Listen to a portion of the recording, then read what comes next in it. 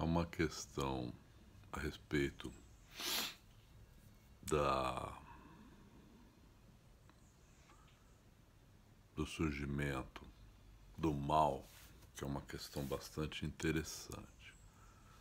Eu estava acompanhando um debate no Hoover Instituto, em que estavam David Berlinski, Stephen Meyer e David Gelernter. E eles estavam argumentando que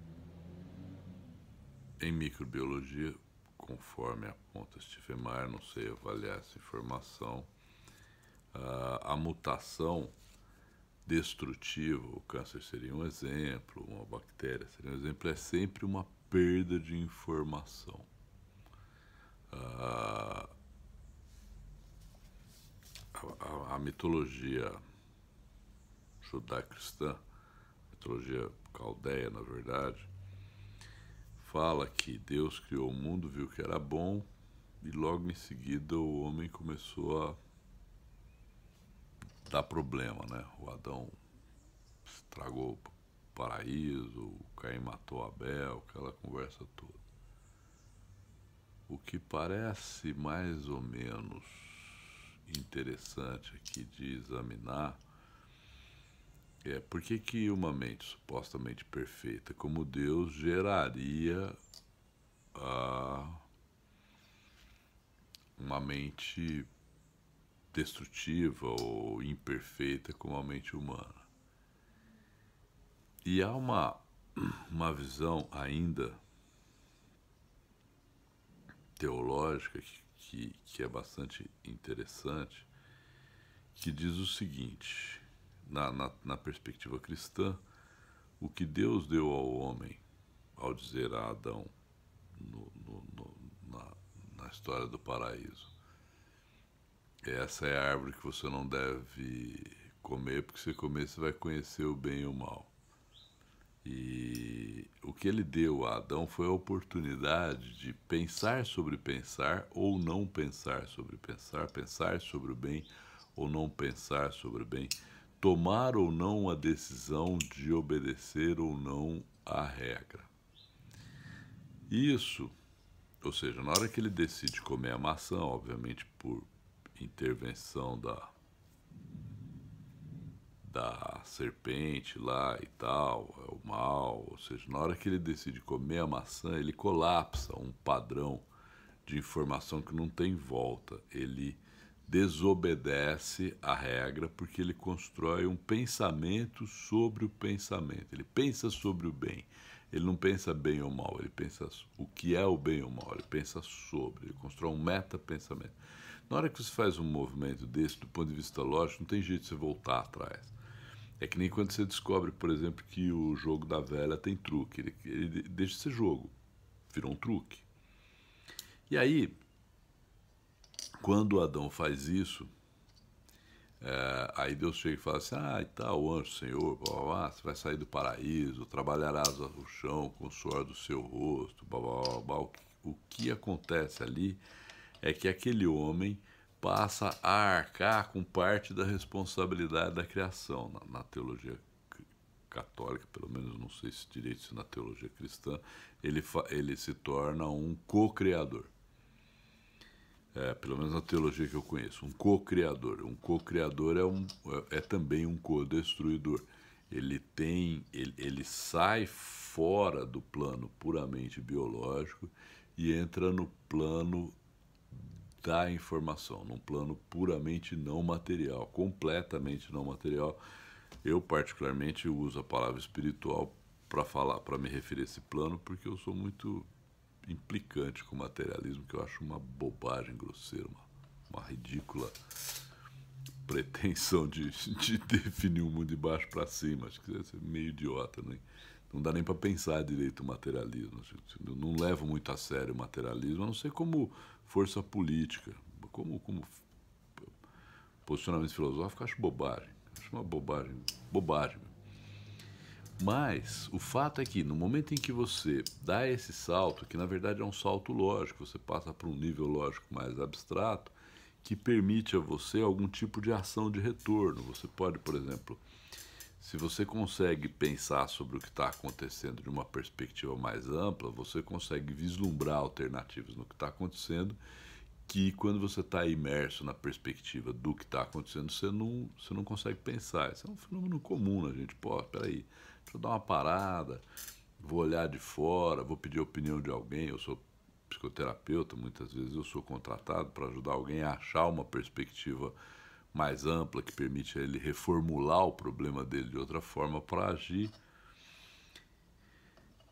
Para mim, o que parece aí é exatamente isso. Na hora que o homem faz esse salto, e esse salto para mim ele está diretamente ligado à linguagem, ele está diretamente ligado à construção de uma ferramenta de reflexão, uma ferramenta que permite a ele ter acesso à informação pura, à informação não material. Por mais que você pense que o número é uma informação pura, não material, e isso é verdade, é preciso entender que o número só é possível se você consegue pensar sobre.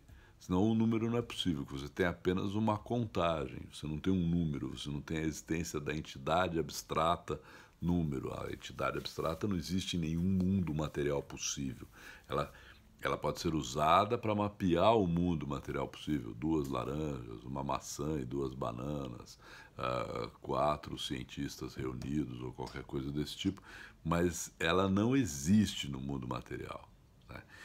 Ela permite, na verdade, o mito pitagórico, né? A estrutura da realidade é uma estrutura matematizável, um mito que também continua se confirmando da mesma forma como o mito caldeu, né? Da mesma forma como o mito caldeu até agora parece para mim que não foi refutado apropriadamente como uma visão válida do que é o universo, o mito pitagórico também parece que não foi. Esse argumento, por exemplo, que eu estava acompanhando, essa discussão que eu estava acompanhando aqui no YouTube do Uber Instituto, era uma discussão entre um matemático, um programador de computador, pessoas altamente informadas em matemática, e um biólogo, mas um biólogo com uma grande especialização em informática. Então, quando eu olho para isso, o que eu vejo é uma coisa mais ou menos assim.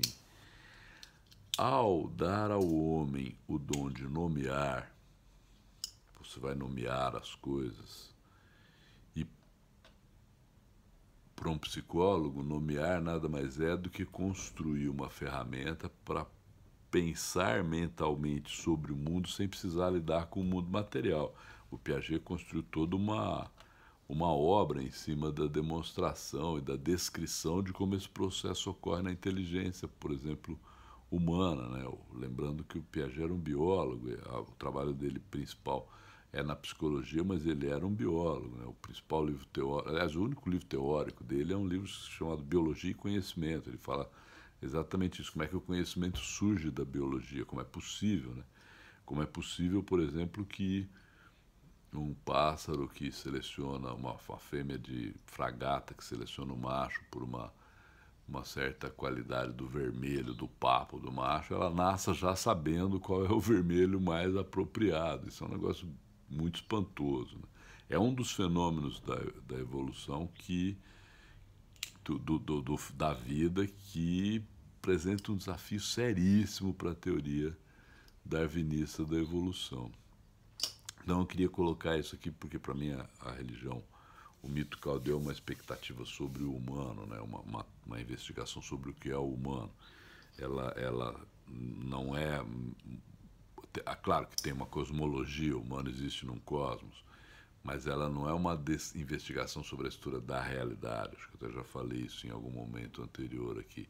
Ela é uma investigação sobre a natureza do humano, o que é o homem, pelo menos a teologia cristã, ou judaico-cristã, ou o que eu chamo de mito caldeu, que é uma hipótese caldaica, sei lá o quê. Então, o que acontece? O homem, ao receber a capacidade de nomear e começar a pensar sobre, ele se dá conta de que ele consegue projetar um mundo imaginário que não existe no mundo real, e ele não tem nenhum critério pessoal e essa talvez seja a grande tragédia do humano, pelo menos é a tragédia do humano no meu modo de entender, do ponto de vista do cristianismo, ele não tem um critério real para saber se esse mundo que ele imaginou é bom ou não. Então ele vira o Steve Jobs, bola esse aparelho aqui, que para mim é uma obra-prima do design, bota esse troço para funcionar e ele acha que é bom. Tinha muita gente que achava que era ruim, e ainda tem gente que acha que é ruim, tem gente que acha que é bom. E tem aspectos da intervenção do telefone, desse telefone com interface de dedo, né, digital, de dedo, o iPhone e os vários versões desse tipo de aparelho.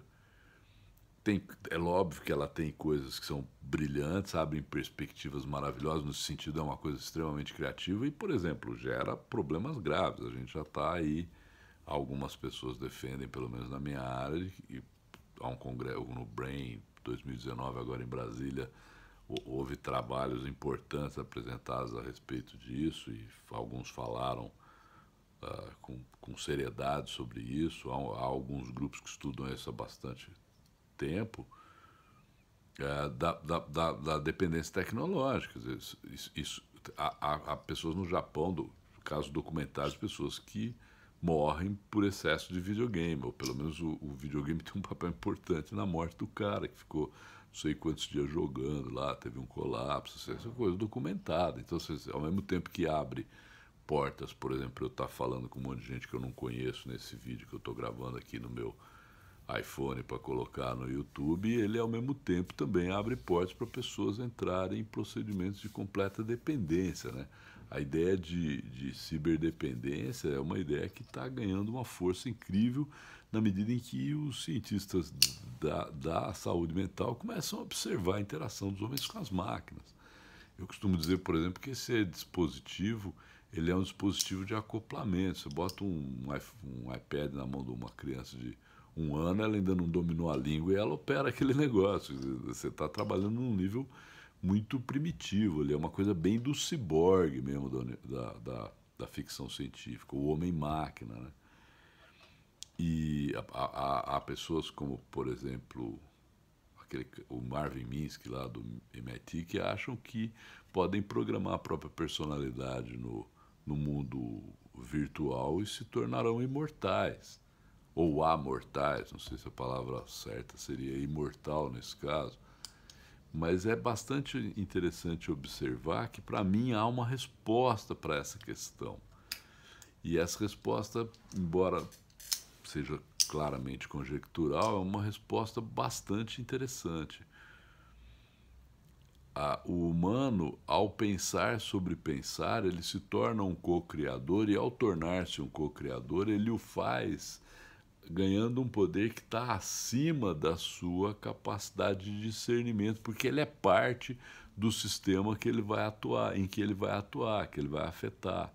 Então ele cria laços de retorno sobre ele mesmo. O iPhone é um exemplo, criamos o iPhone como espécie e agora estamos sofrendo os impactos daquilo que criamos, como criamos, sei lá, superbactérias através do uso de antibiótico ou qualquer coisa desse tipo, né? Então, acho que há uma questão interessante aí que pode ser colocada, e eu realmente penso que essa é uma questão que se relaciona diretamente com a aceitação da existência de um nível espiritual na vida humana. Eu uso a palavra espiritual por implicância, sem dúvida nenhuma, mas porque eu acho que é a palavra precisa mesmo. A matemática não existe num mundo intersubjetivo, como querem algumas pessoas numa tentativa de salvar uma perspectiva materialista. Acho que não, acho que o materialismo é uma grande bobagem. E se a gente não se debruçar com seriedade sobre essas tradições de investigação, uma investigação séria, sofisticada, por exemplo, dos pitagóricos, que eu chamo a ciência da religião. A religião para mim é uma ciência. A ciência para mim parece uma religião que nasce no Pitágoras.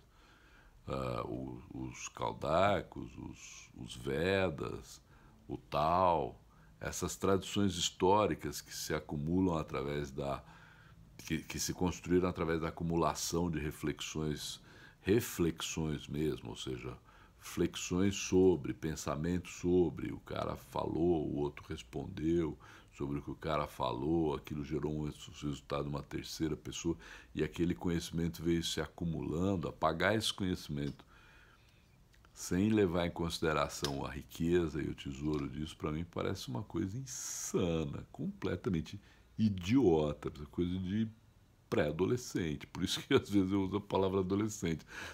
Porque... Ai, meu Deus, que perspectiva adolescente. Vamos nos revoltar contra Papai God e chutar o pau da barraca e destruir tudo que está aí. Essa mitologia revolucionária, né? E assim por diante. Mas eu queria oferecer essa reflexão em relação a essa coisa específica. Ao assumir essa posição de poder afetar o mundo no qual ele está imerso, o homem criou laços de feedback que ele não controla. Talvez esse seja, inclusive, a fonte do pecado original, né? Achar que eu sei o que é o bem ou o mal.